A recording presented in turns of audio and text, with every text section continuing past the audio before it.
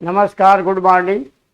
ये the scholar की online class में आप सबका स्वागत है। ये स्पेशल पेट चल रहा है।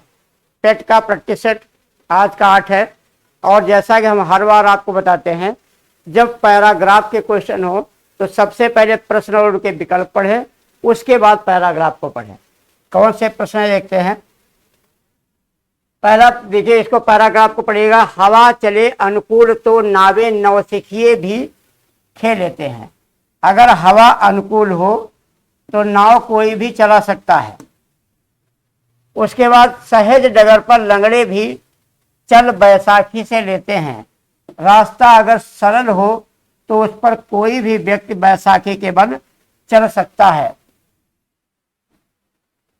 मिट जाते जो दीप स्वयं रोशन कर लाख चिरागों को, यानी ऐसे दीपक जो लाखों चिराग को रोशन करके मिट जाते हैं। नमन उन्हें है जो लौटा लाते हैं गई बहारों को। कवि कहता है, मैं उनको नमन करता हूं जो बहारों को वापस लेकर के आते हैं या बहारों को ले आते हैं, उन्हें मैं नमन करता हूं। आगे है, फैला करके हाथ किसी के सम्मुख झुकना आशा है। किसी के आगे हाथ फैला करके झुकना तो आसान है, बहती नदियां से पानी की प्यास बुझाना आशा है।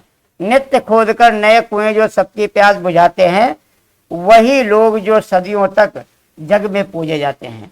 यानी संसार में ऐसे कौन से लोग हैं जिनकी पूजा संसार के लोग सदियों तक करते हैं। यही इसका मेन शीर्षक है, मेन इसका विषय है। प्रश्न देखिएगा, कवि उन्हें नमन कर रहा है जो किसको नमन कर रहा है। इस प्रश्न का क्या जवाब होगा। सरल मार्गों पर चलते हैं, दूसरों को प्रेरणा देकर मरते हैं, या लाखों दीपक जलाते हैं, या लहरों पर नाव चला देते हैं। तो कौन सा इसमें विकल्प सही होगा कि जो सरल मार्गों पर चलते हैं, यानी जो दूसरों को प्रेरणा देकर के मरते हैं, लाखों दीपक जलाते हैं, लहरों पर नाव चलाते हैं। तो इसमें होगा दूसरे को प्रेरणा देकर के, यानी कवि उन्हें नमन करता है जो दूसरों को प्रेरणा देकर के मरते हैं।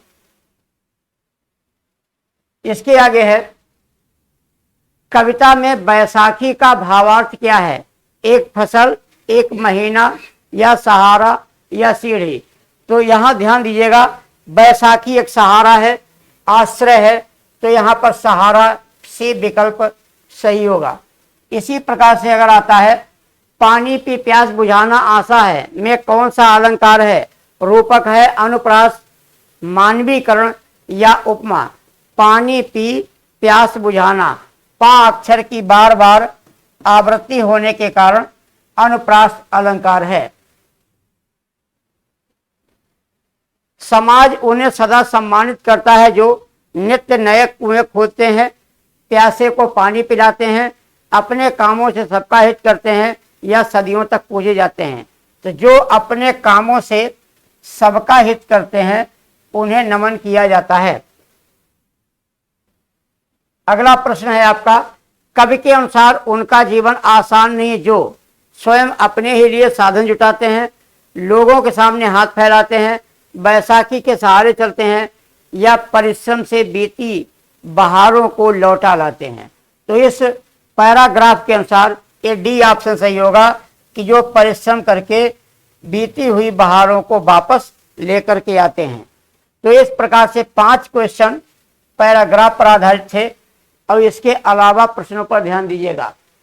उपत्यका का विलोम क्या होगा, यानी उपत्यका शब्द का विलोम शब्द क्या माना जाएगा। ऑप्शन है 4 आपके पास, सत्य का, नित्य का, आदित्य का और अपत्य का। तो उपत्यका का विलोम क्या होना चाहिए, आदित्य का होता है। उपत्यका का विलोम आदित्य का शब्द होता है, सी ऑप्शन इसका सही रहेगा। उपत्यका होता है समतल भूमि को, पर्वत के पास की भूमि को कहते हैं। अगला है, शुद्ध शब्द का चयन कीजिए। ये प्रश्न कई बार आ चुका है और अक्सर बच्चे इसमें गलती करते हैं। जिस शब्द का अर्थ ना पता चले उसका हम संधि करने का प्रयास करते हैं। संधि का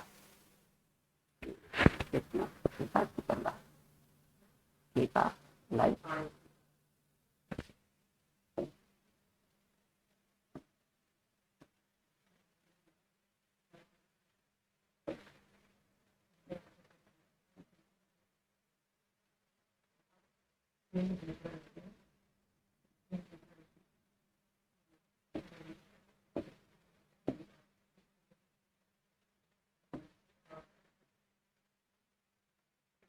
तो शुद्ध का शब्द है, तो ध्यान दीजिएगा, जिसका हमें अर्थ ना पता हो तो हमें क्या कर लेना चाहिए, संधि करके देख लें क्या उसमें दिख रहा है।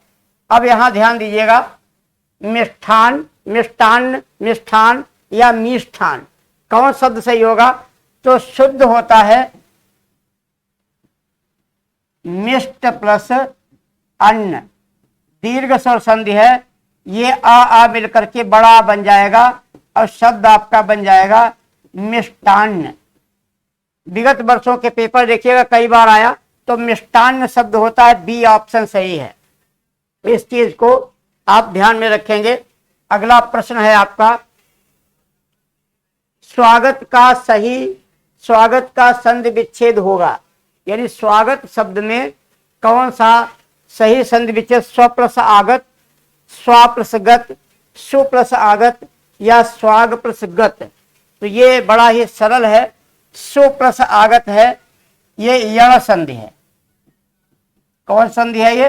हो सकता है कई बार पूछ रहे हैं कि स्वागत में संधि कौन सी है, तो संधि का हमें नाम भी पता होना चाहिए। अगला प्रश्न है आपका, पंचानन में कौन सा समास है? पंचानन शब्द में कौन सा समास है? पर्यायवाची आना बहुत जरूरी है, तो ध्यान दीजिएगा, पंचानन शेर का पर्यायवाची है। किसका है? शेर का। और यदि दो शब्द मिलकर किसी संज्ञा का विशेषण बने,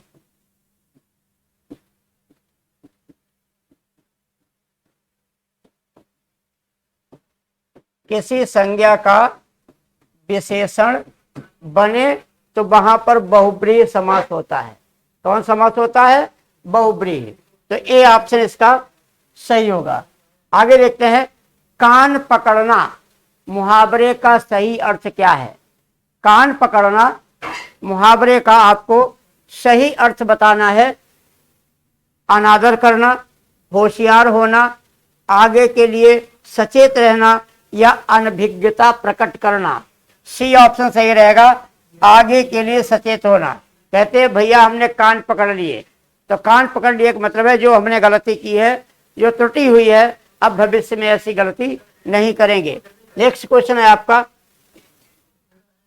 रोला के प्रत्येक चरण में कितनी मात्राएं होती हैं?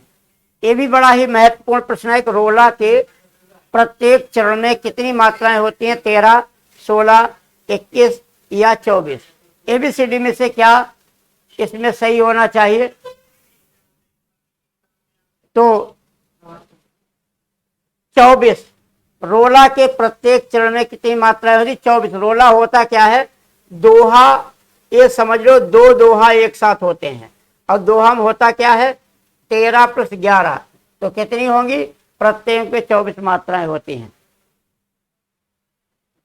अगला प्रश्न है, तो रूप है किरण में, सौंदर्य है सुमन में, तो प्राण है पवन में, विस्तार है गगन में। ये पंक्तियां हैं, काव्य पंक्तियां, और ये पूछा गया इन पंक्तियों में कौन सा अलंकार है? इन पंक्तियों में कौन सा अलंकार है? रूपक, उल्लेख, अतिशयोक्ति या उपमा अलंकार? एबीसीडी में से क्या सही होना चाहिए? तो ध्यान दीजिएगा, तो रूप है किरण में, सौंदर्य है सुमन में, तो प्राण है पवन में, विस्तार है गगन में। क्या हुआ? एक ही बात का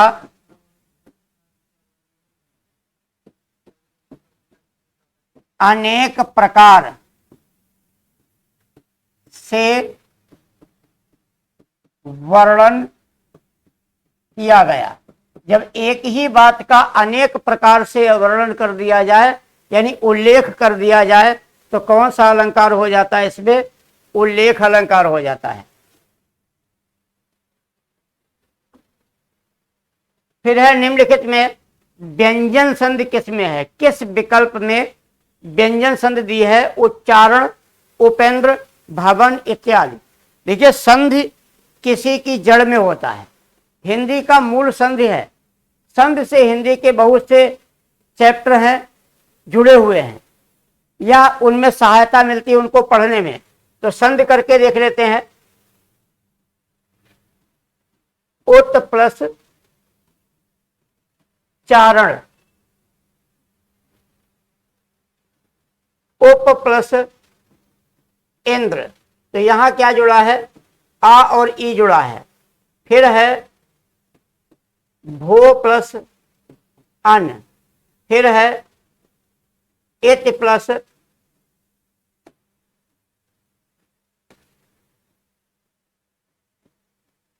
आदि। तो ध्यान दीजिएगा, ये ऊपर का पहला सही है, ए ऑप्शन इसका सही होगा। उत प्लस चारण, ए उपेंद्र शब्द में उप प्लस इंद्र गुण संधि है। भो प्लस अन अयाद संधि है। इत प्लस आदि यण संधि है। ये सभी स्वर संधि के उदाहरण हैं। अगला प्रश्न है, इनमें से कौन विशेषण का भेद नहीं है? गुणवाचक, सार्वनामिक, पुरुषवाचक या परिमाण बोधक। विशेषण वो शब्द होता है जो किसी की विशेषताएं बताएं। तो ये भी सीडी में से क्या सही होना चाहिए? पुरुषवाचक। ध्यान दीजिएगा, पुरुषवाचक विशेषण होकर के क्या है? ये सर्वनाम है। पुरुषवाचक विशेषण नहीं है बल्कि सर्वनाम है, अन्य सभी विशेषण हैं। सीता को पुस्तक दी, इस वाक्य में सीता को का प्रयोग किस कारक में हुआ है? कर्म कारक, संप्रदान कारक, अपादान कारक, संबंध कारक। एबीसीडी में से क्या सही होना चाहिए? तो ध्यान दीजिएगा, जहां देना शब्द आ जाए तो इसका मतलब क्रिया किसी दूसरे के लिए की गई, दूसरे के लिए की गई। तो जब क्रिया किसी और के लिए की जाती है तो कारक कौन सा हो जाता है? संप्रदान। वैसे भी को का प्रयोग है, सूर्य को नमस्कार करो, संप्रदान कारक हो जाता है। तो इस प्रकार से यहां पर बदलाव ये ध्यान रखना होता है कि शब्द क्या कह रहा है। मुख्य रूप से चिन्ह पर न जाकर के उसके शब्द पर जाते हैं और वर्तमान स्थिति पर भी देखते हैं। तो ऐसे ही प्रश्न परीक्षा में आएंगे जिनको शीघ्रता के साथ हल करना है। इतना शीघ्रता भी नहीं है कि प्रश्न आपका गलत हो जाए, और इतनी जल्दी इतनी देर भी नहीं करनी है कि टाइम निकल जाए आप प्रश्न ना कर पाएं। तो इसी प्रकार से ये क्लास लगातार चलती रहेगी। आज के प्रश्न इतने ही थे। इस चैनल को सब्सक्राइब करें, लाइक करें और अपने मित्रों दोस्तों को बताएं। रेगुलर ऐसी क्लासें आपको मिलती रहेंगी जो परीक्षा में बहुत ही उपयोगी होगी। धन्यवाद, नमस्कार।